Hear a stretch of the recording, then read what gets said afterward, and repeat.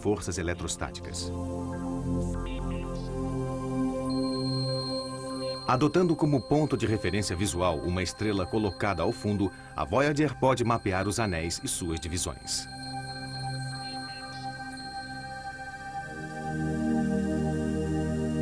A maior delas é a divisão de Cassini, com mais de 4.000 quilômetros de largura.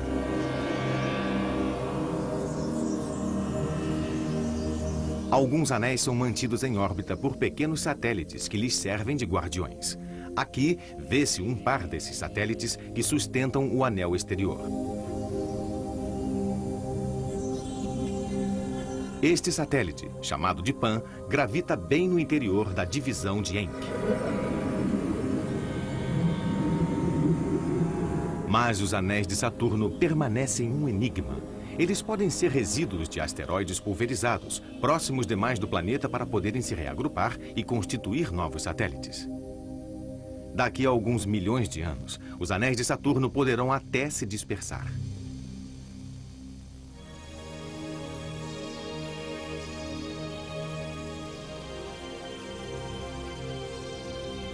A Voyager nos mostra, de forma acelerada, os movimentos de Saturno e seus satélites.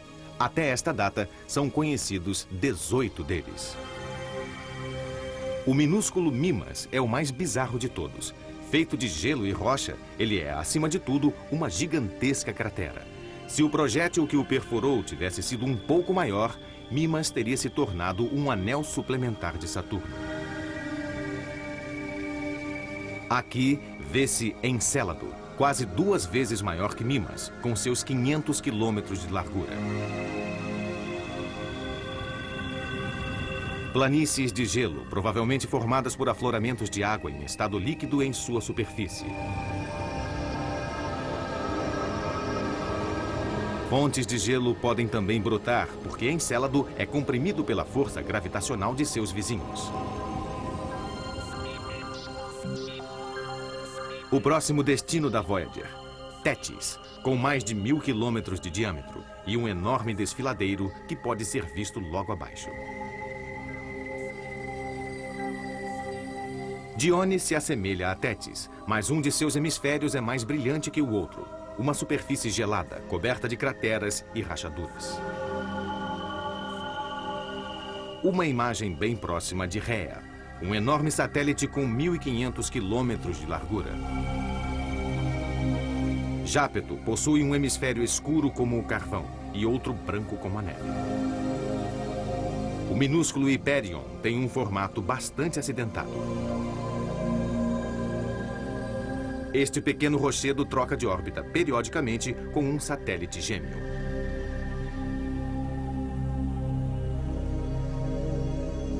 O maior satélite de Saturno, maior até mesmo que o planeta Mercúrio, foi descoberto em 1655 pelo astrônomo holandês Huygens.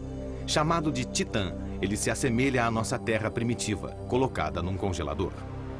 Titã é envolto em brumas, mas a Voyager conseguiu detectar a presença de moléculas orgânicas, compostos de carbono, tais como aqueles que deram origem à vida sobre a Terra.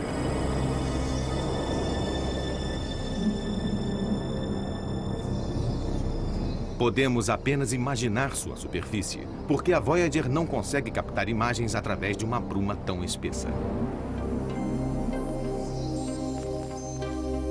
Aqui está Cassini.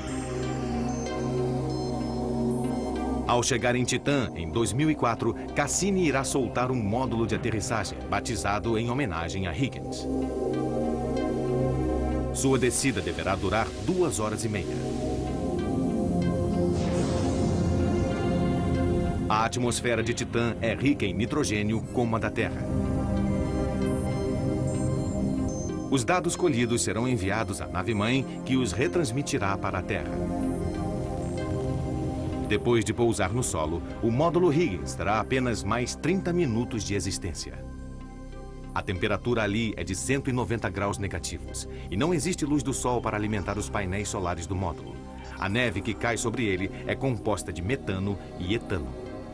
O Huygens também foi preparado para pousar sobre uma superfície líquida, pois podem existir oceanos de hidrocarbonetos em Titã. Lá, o Huygens terá apenas mais meia hora para enviar sinais à Terra e responder a esta questão crucial.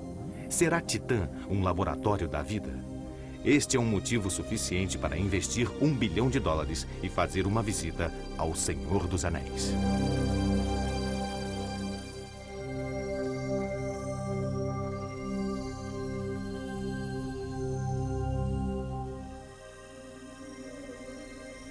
Urano e Netuno.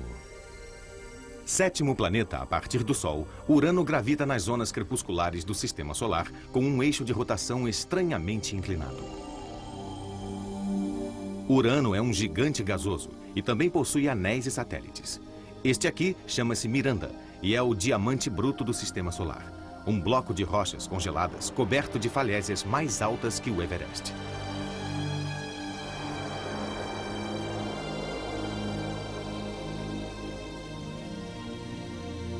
Faz muito frio aqui. Urano está 19 vezes mais afastado do Sol do que a Terra.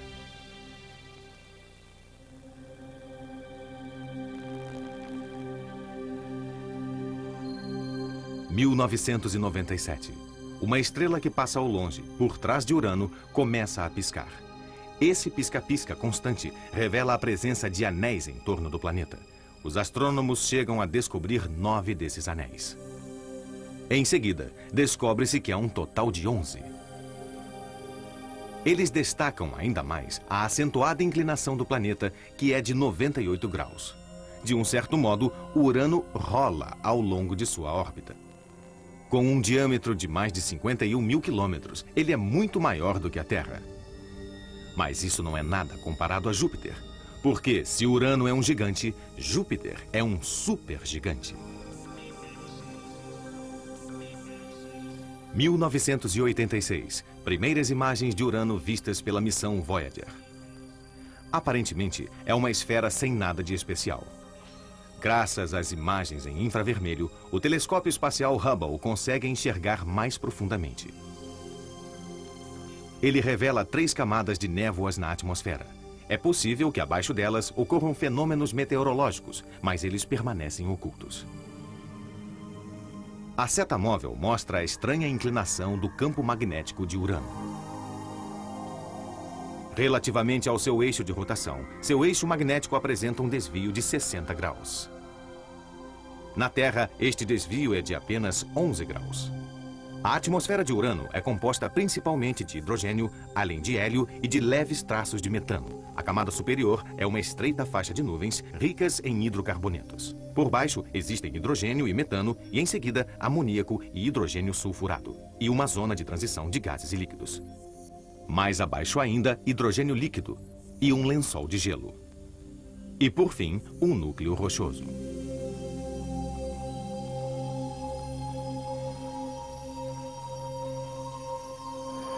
Urano possui 17 satélites conhecidos.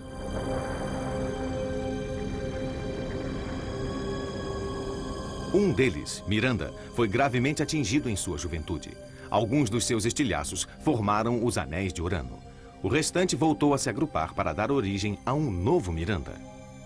Isso não passa de uma hipótese, mas ela consegue explicar a existência dos anéis.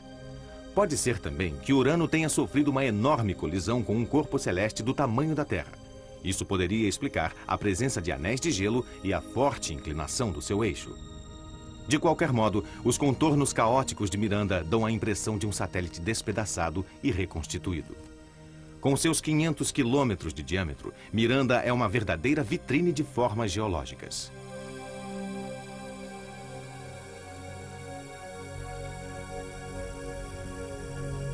O mais espetacular, estas falésias de gelo com mais de 15 quilômetros de altura. Se uma pessoa caísse do alto de uma delas, levaria, graças à pouca gravidade, mais de 14 minutos e meio para atingir o solo. Este satélite, ao contrário, parece bastante monótono. É Ariel, 2 vezes maior que Miranda, com sua rede de desfiladeiros, rachaduras e cristais de gelo esbranquiçados. Umbriel é ainda maior. Apresenta uma superfície que mudou muito pouco, crivada de crateras. Titânia possui um desfiladeiro que pode muito bem ser comparado à Grande Fossa Africana. O satélite tem 1.600 quilômetros de largura e é o maior dos satélites de Urano. E aqui está Oberon, o mais afastado de todos. Em Urano, o dia dura quase 18 horas e o planeta leva 84 anos para percorrer sua órbita em torno do Sol.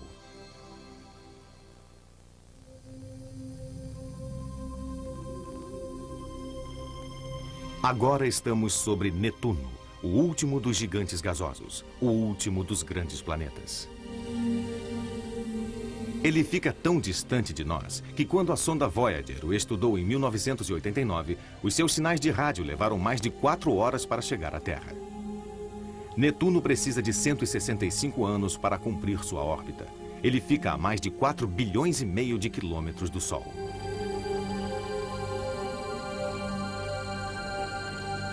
Netuno foi descoberto em 1846. Os astrônomos da época haviam constatado uma diferença entre a posição real de Urano e aquela que eles tinham calculado. Durante a maior parte do tempo, Urano estava adiantado ou atrasado em relação a esses cálculos. Alguma coisa estava alterando sua órbita. Era certamente um planeta desconhecido. Sua atração fazia o Urano às vezes acelerar, outras vezes se retardar. Levando em conta estas perturbações, os astrônomos acabaram descobrindo Netuno. Netuno, à esquerda, é mais denso, mas ligeiramente menor que Urano. Seu tamanho equivale a mais de 4 vezes o da Terra, com um diâmetro de 50 mil quilômetros. Júpiter, por sua vez, equivale a 12 terras ou a 3 Netunos. Depois de examinar a superfície nevoada de Urano, a Voyager encontra agora todos os tipos de fenômenos meteorológicos em Netuno. Aqui, uma nuvem desliza como um relâmpago através das camadas superiores da atmosfera. Netuno é o planeta das ventanias. No Equador, sopram rajadas de vento a mais de 2.000 quilômetros por hora. As nuvens mais elevadas são frias, com cerca de 200 graus negativos. Mas o clima é regulado pelo calor interno de Netuno, um calor que não existe em Urano. A Voyager detecta uma tempestade do tamanho da Terra, a Grande Mancha Escura. Depois de alguns dias, a mancha muda de forma.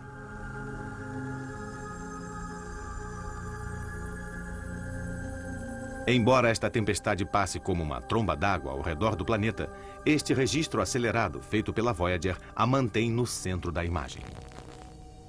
Ao sudeste, vemos uma outra tempestade, o Olho do Feiticeiro, maior que qualquer tufão terrestre. 7 anos depois, sob a mira do telescópio Hubble, a Grande Mancha Escura parecia haver desaparecido. Netuno efetua uma volta completa sobre si mesmo a cada 16 horas. Sua atmosfera é composta de 85% de hidrogênio, 12% de hélio e o restante principalmente de metano. Há 4 camadas distintas. A mais afastada delas é um nevoeiro atmosférico com grande quantidade de hidrocarburetos. Mais abaixo encontram-se hidrogênio e metano. Depois, amoníaco e hidrogênio sulfuroso. E uma zona de transição composta de gases e líquidos. Descendo ao rumo do centro, hidrogênio líquido, um lençol de gelo e um núcleo rochoso. Netuno possui 2 anéis principais. O anel exterior tornou-se mais espesso nas partes onde a matéria se aglutinou. Eis um detalhe imaginário dessas partículas de poeira congelada.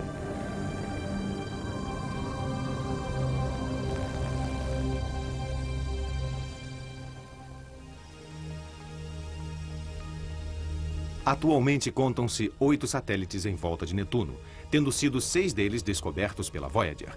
Todos são minúsculos, menos um. É Tritão. Com um diâmetro de 2.700 quilômetros, Tritão possui a superfície mais fria, com 238 graus negativos.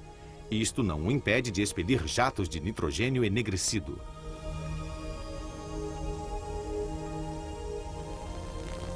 Estes geysers podem erguer-se a até 8 quilômetros de altura e seus feixes são espalhados pelo vento na atmosfera rarefeita.